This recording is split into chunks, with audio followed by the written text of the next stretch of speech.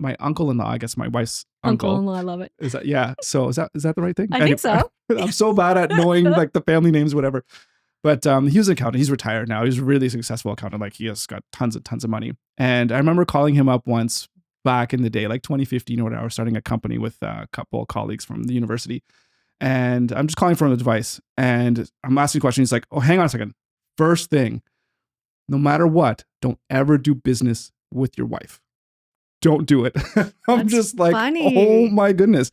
And he was like really adamant, like kind of, maybe joking or whatever. So, but then you say, Andrea helps me here in the business. She helps with the books and all that kind of stuff. course. And she helps, she's going to help with like scheduling and all that kind of stuff because it's a lot of work to do. And I'm happy, obviously. I love that she's helping me out. And obviously your husband's working with you and then your son's working with you. So obviously you like it too. So how do you find that working with family? I think like that family dynamic is super interesting because I also see people work together, but they also shouldn't even be married. So like you shouldn't work together and you shouldn't be married. But if I have like something in my life, like I definitely am the type of person who a bit needs their own thing. Like there is an ego component. I don't care what anyone says. Like there's I wrote a post about it recently because I actually saw a friend of mine write a post about like their kid was their why. And I was like, bullshit. Like, what do you mean? You get up and you do this every day for your own ego because this is like you want to the luxury to make money at doing what you love on your terms, your way, how you want. Like this has nothing to do with your kid. You do the hard shit. I worked that job I hated for that year. That was for my kids. Yeah. I did that because they needed to eat. This I do for me. And they get to eat because of it. Right. But if I live for my family, but what I do for my own is for my own ego. It's entirely, I love, like I get on a Zoom with someone the other day and she was like, I'm following you on social media. I'll take any class you teach. And I'm like, yeah, keep going. Like, I love hearing this. Yeah. Do you guys hear her? Like the people in the, hang on, let me record this and post it back up. Everyone loves to be told they're doing great. And anybody who pretends they don't, that's absolute bullshit. And my husband is my biggest cheerleader.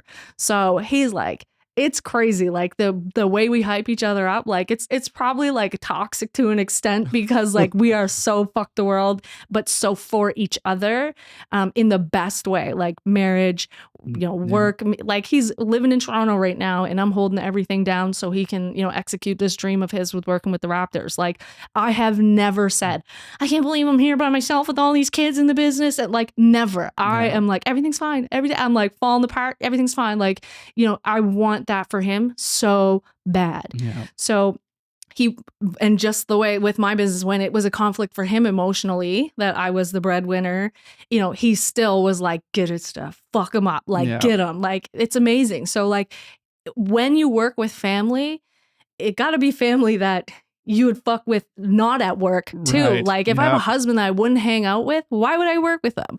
So when people say things like that, like I want, like for my son, I want to provide an opportunity for him. It's weird because it's like catch-22. I want him to go out in the world and get fucked over a little bit so he can come see how good he has it with mom. But then I don't want to shoot up wherever he works because I want to kill the boss for hurting my baby. So, because it's going to happen, man. right?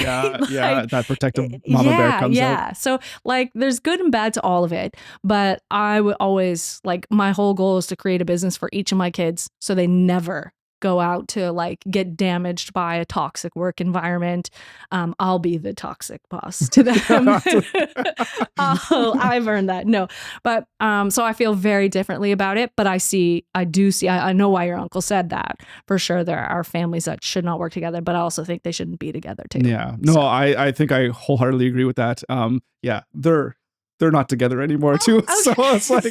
So it's like, yeah, okay, you can see. Yeah, it totally makes sense.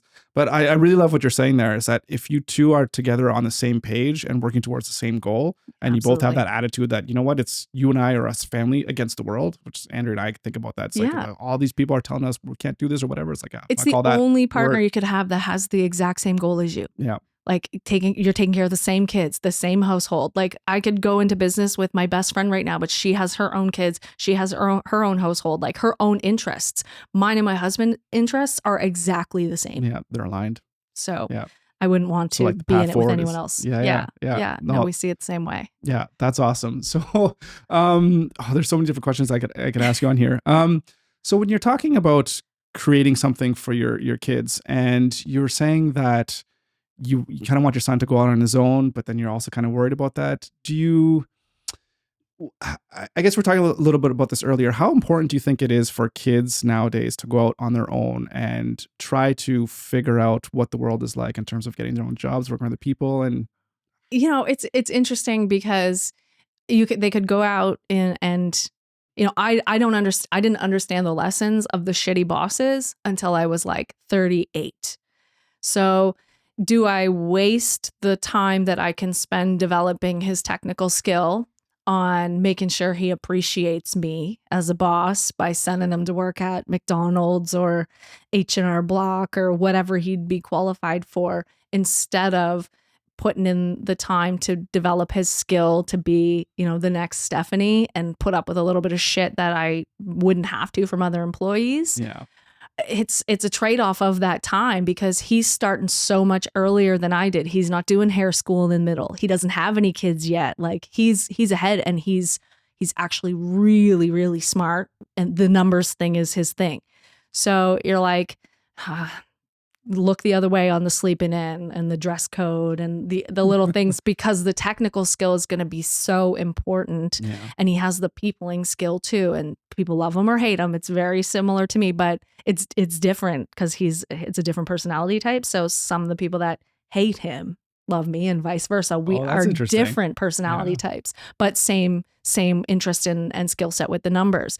So I kind of look at it like, tell him to go get a job somewhere, and he always knows this is here. So the lessons won't be the same. Like I lived on my own at 15. I had to pay rent at 15. Oh, jeez. He's still at home at 23, which I would say live at home as long as you can to anybody, given our, the market here now. So that's crazy. So that's a good point. I don't know if sending him out gives the same lessons that I got, because I always wonder, like, I'm going to fuck my kids up because they have privileges and things they don't even understand, like how lucky they are that I never had. But maybe I just see it as lucky because I didn't have it.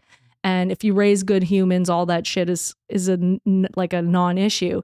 But the long answer is no. The short answer to my long answer is no. I keep him close to me, and I give them and take care of the everything that he needs to become successful. And if he fumbles it, he fumbles it. But I know I had the best intention in saving him a bunch of years and money. Yeah. I mean, that's what it is as a parent. You try to do the best things that you can with the information you have and see what happens. And it's a conflict for me as well, too, thinking about my kids. And like, part of me is like, go out, get a job and make your own way and do all this kind of stuff that I had to do. But then at the same time, it's like, well, I want my kids to have the best. So I want to be able to teach them as much as I can and stay here and we'll go together. And it's like, how do they get those lessons with not taking the punches, in a sense, right? So I don't mind the punches. It's how do you guarantee they get the same lessons? Right. Yeah. And that they bounce back the same way you did.